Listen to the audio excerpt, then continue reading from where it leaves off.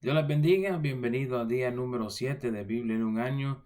Estamos combinando nuestra primera semana y los capítulos que nos tocan hoy son Mateo capítulo 21 al capítulo 23. Mucho material que cubrir en el día de hoy.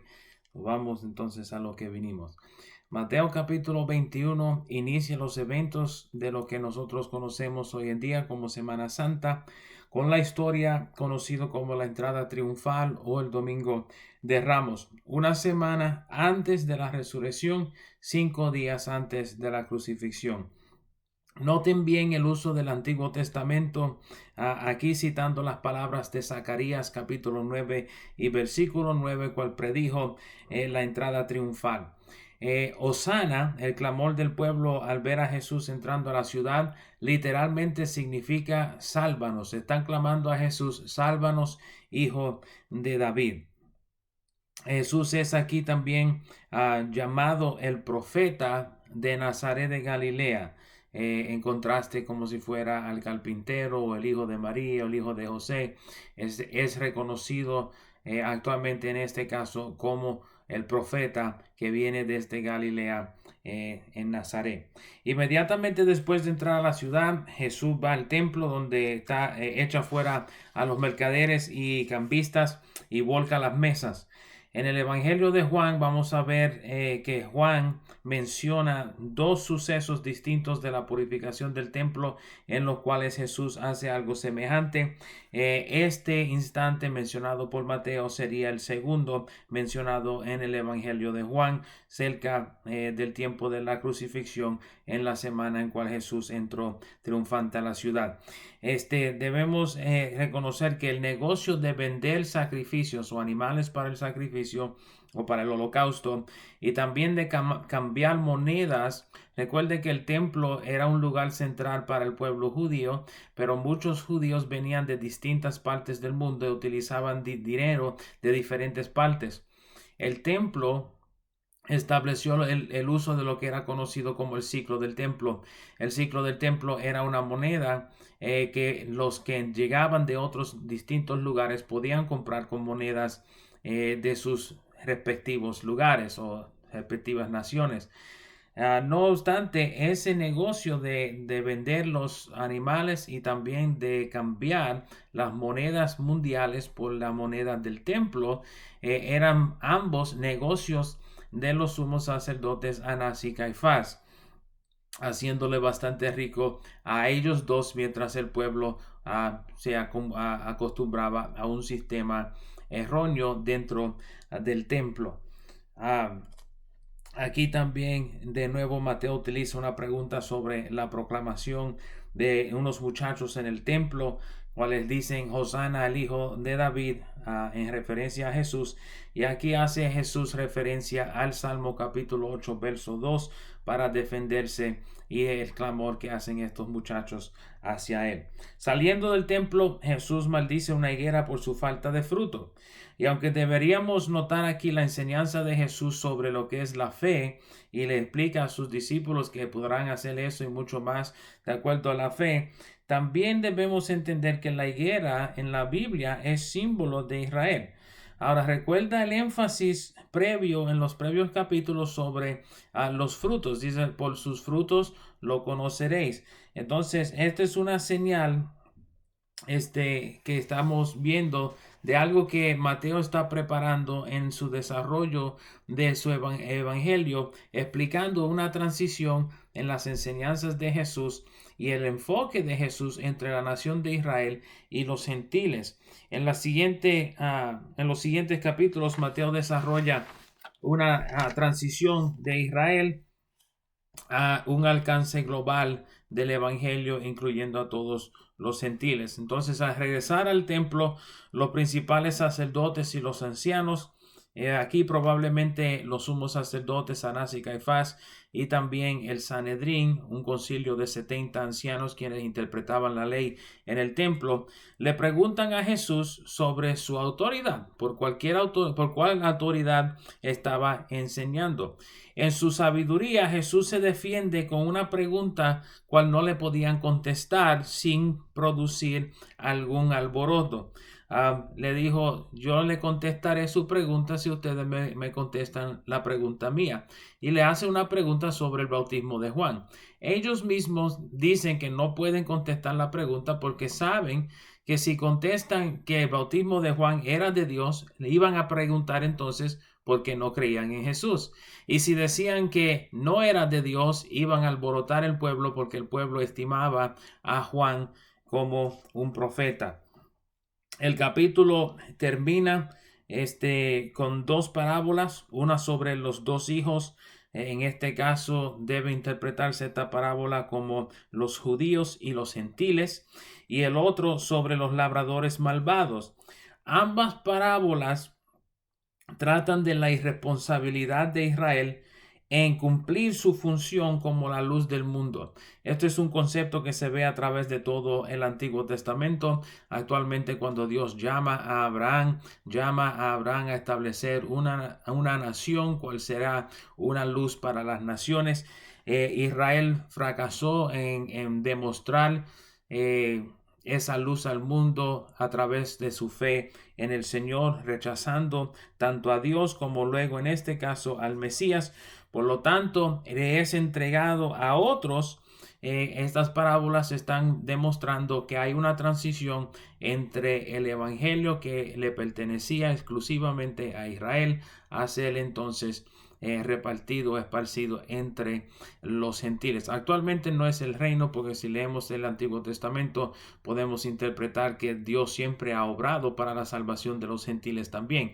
Lo que actualmente está siendo otorgado a los gentiles es la obra de llevar el evangelio o de ser luz a las naciones, algo que le fue otorgado originalmente a la nación de Israel.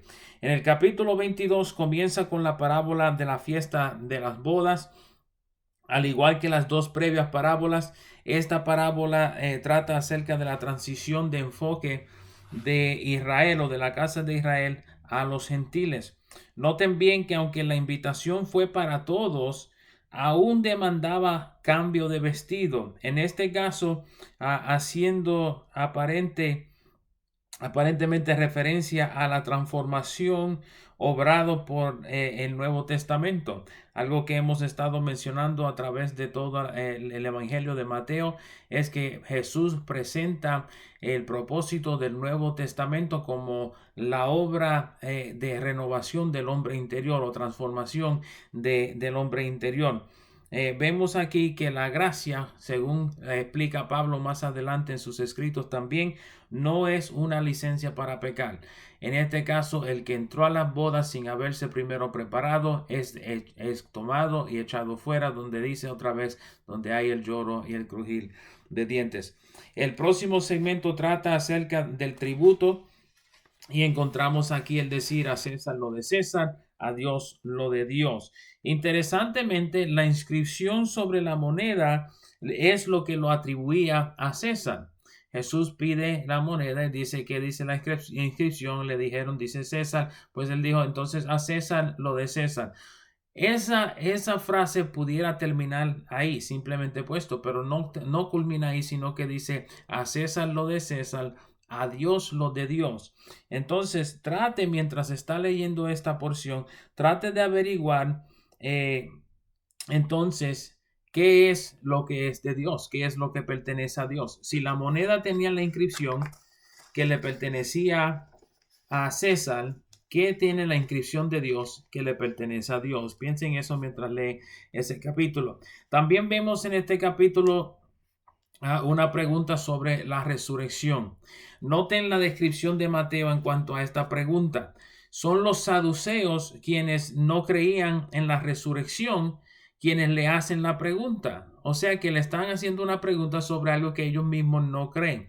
Es una pregunta capciosa con intento de atrapar a Jesús.